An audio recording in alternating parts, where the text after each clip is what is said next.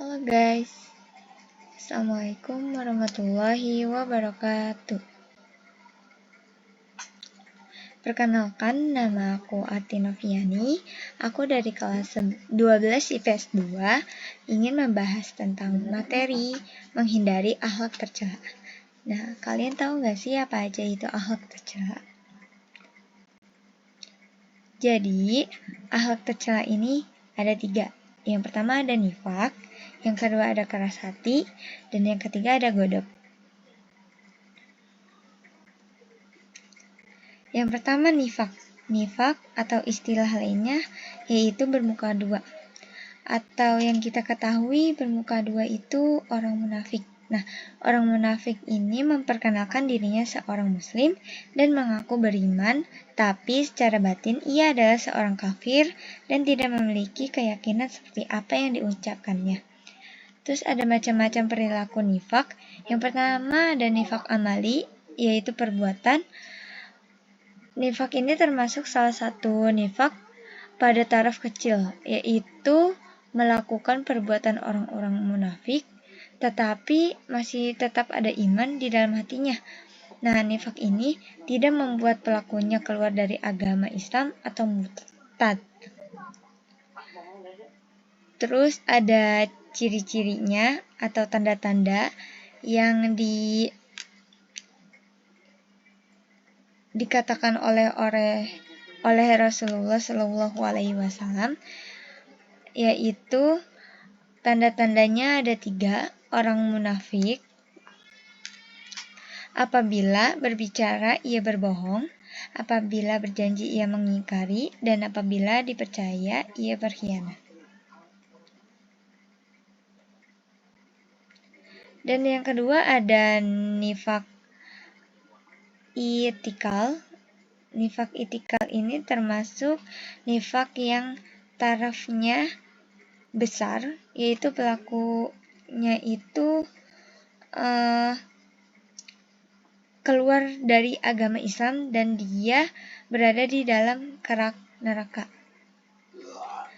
Terus juga ada arti dari surat An-Nisa ayat 145, yaitu sesungguhnya orang-orang munafik itu ditempatkan pada tingkatan yang paling bawah dari neraka, dan kamu sekali-kali tidak akan mendapat seorang penolong pun bagi mereka.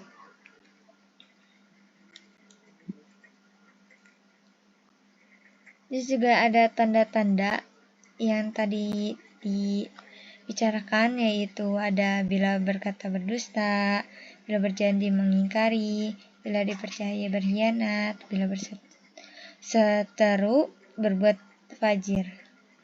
Jadi fajir ini keluar dari kebenaran, menjadi keburukan, dan keburukan menjadi kebenaran, termasuk dengan membuat dalil-dalil palsu. Terus ada nilai negatif. Yang pertama ada berbohong, malas beribadah, mencela orang beriman, menganggap selain Allah itu ada penolong dan pemberi kemuliaan, terus mengaku sebagai pelaku kebenaran, bermanis lidah, dan yang terakhir pelaku perbuatan jelek.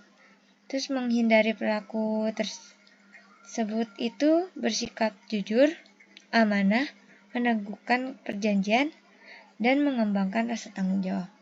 Akibat buruknya itu yang pertama ada pandangan buruk dari orang lain dan juga dapat merusak nama baik.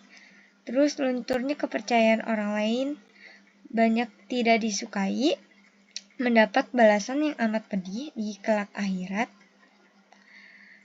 dan menyebabkan kekecewaan hati serta merusak persaudaraan, menimbulkan fitnah, mencemarkan nama baik keluarga dan masyarakat sekitar. Terus ada pembahasan keras hati. Nah, keras hati ini sikap seseorang yang sulit menerima pendapat atau saran dari orang lain. Nah, orang yang keras hati ini biasanya tidak mudah berubah pikiran dan seringkali mempertahankan pandangannya sendiri. Jadi sikap ini bisa menghambat hubungan sosial, perkembangan diri, dan kemampuan untuk beradaptasi. Jadi ciri-cirinya itu sulit menerima kritik, terus tidak fleksibel, kaku dalam berpikir, menolak perubahan, sering membantah, bermalas-malasan dalam mengerjakan kebaikan. Terus cara menghindarinya, yaitu yang pertama meninggalkan perbuatan dosa, maksiat, dan penyimpangan.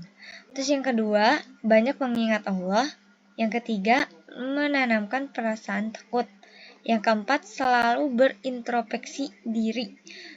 Yang kelima, bertaubat dan beristighfar kepada Allah. Yang keenam, melaksanakan ketaatan. Dan yang terakhir ada godok.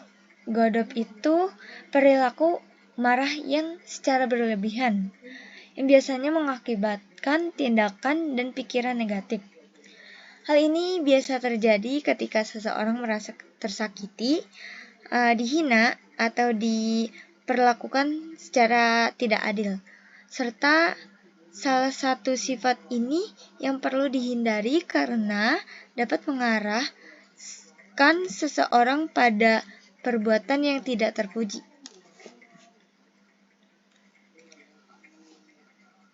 Terus ada nilai negatifnya. Perilaku ini dapat membawa dampak buruk bagi diri sendiri maupun orang lain, baik dalam interaksi sosial maupun kesehatan, karena kemarahan yang tidak terkendali dapat mengarah seseorang pada perilaku tidak adil, perkataan kasar, dan tidak destruktif. Terus cara menghindari perilaku godok, yaitu menahan diri atau selalu sabar. Terus yang kedua, berwudu. Yang ketiga, mengubah posisi. Yang keempat, meminta perlindungan Allah. Yang kelima, berdiam diri.